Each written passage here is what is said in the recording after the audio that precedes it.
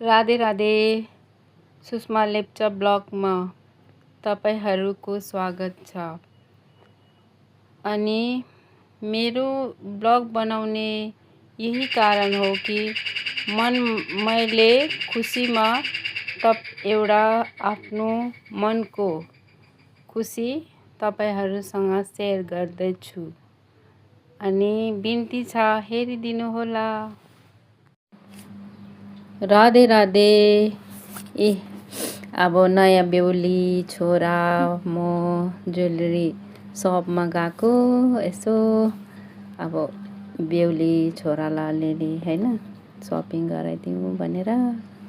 ओह बेहुलीलाई त चाय पिउनु मन लागेछ हो। अन्ते एकछिनलाई केसरी फेरि गयौँ हामी साडीको दुकानमा हो। साडी हेर्दा टाउको दुख्ने। मन पराउँदैन त उता खाली सिम्पल भन्छ।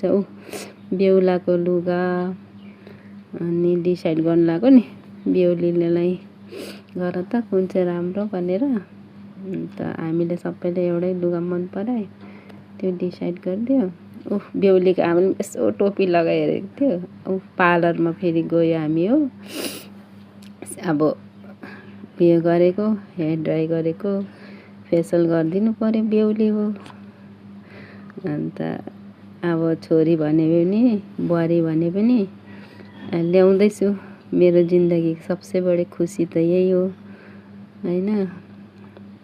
सबलाई एक न एक दिन त अनुभव गर्नै पर्छ। यो सिडीमा त आउनै पर्यो। आज मेरो बारी रहेछ। म बहुत ही खुश आफूलाई खुश नसिब सम्झिँदैछु। यो दिन मैले देख्नु पाइँदैछ। आफ्नो हातले आफ्नो नानीहरूलाई शपिङ गर्न लगेर यति खुसी लागेको छ। म तपाईहरुलाई बयान गर्न सक्दिनँ।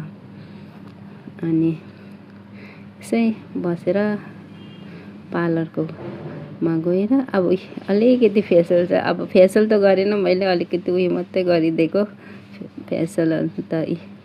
अन्त अब हल्दीहरू लगाउँ भनेर नि अलिकति आफ्नो छोरालाई अलिकति सानो तिनो नियम गरेको। मान्दैन ठुलो नियम गर्नु नि उयो गर्छ भन्छ हैन मम्मी यस्तो गरौँ उस्तो गरौँ है। अन्त बाउ छैन नि त्यहाँ पटक्कै भुँडी पल्टाएर बसिरहेछ। अन्त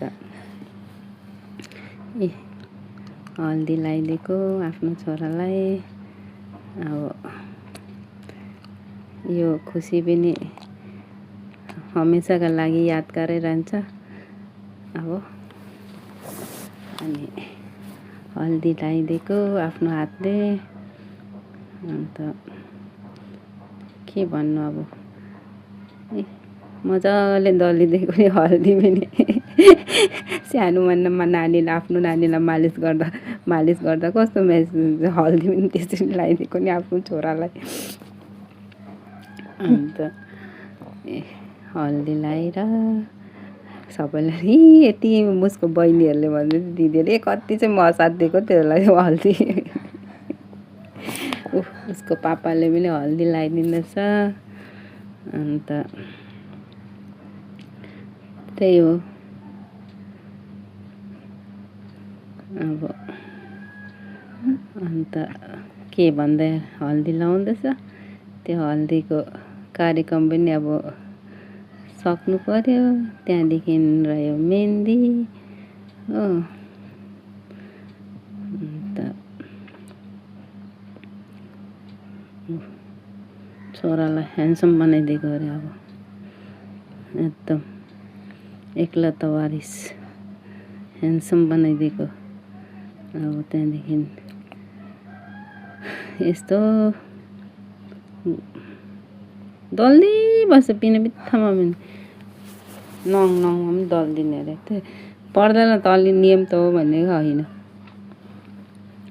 गर्नुपर्छ भन्छ। अब त्यही हो।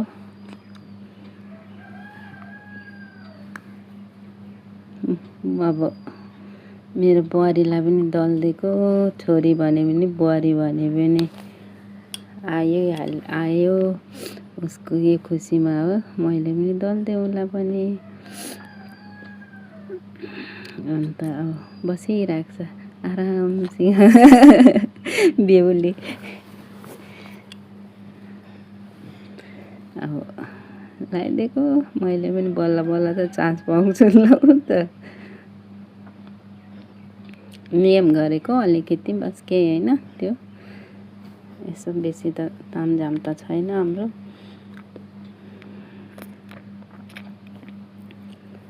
दल्दिएको अब मेहन्दी हेर्नुहोस् है ऊ त नुहाइसकेको थियो नि त त्यहाँदेखि अलिअलि नियम मात्रै गरिदिएको।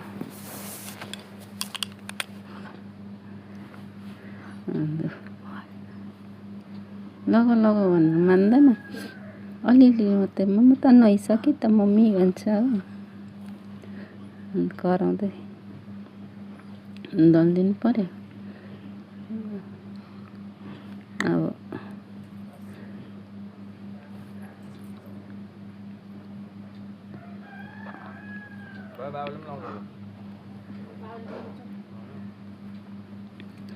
अब मेहन्दीको आयो बारी हो अन्त उसको दिदीले लगाइदिँदैछ उसको भदैनीले लगाइदिँदैछ। अन्त दिदी चाहिँ भाइलाई लगाइदियो होला अन्त भतिजिनीले चाहिँ बुहारीलाई लगाइदिएको हुनेवाला बुहारीलाई मेहन्दी पनि लाउनु मान्दैन भयो भन्छ कराउँदै लगाइदिएको। लगाइ त सकेँ नि अब लगाउँदा फेरि खोल्नु खोज्छ कराइदिएको नि मैले। घरिघरि यो टाइम आउँदैन यो मौका आउँदैन।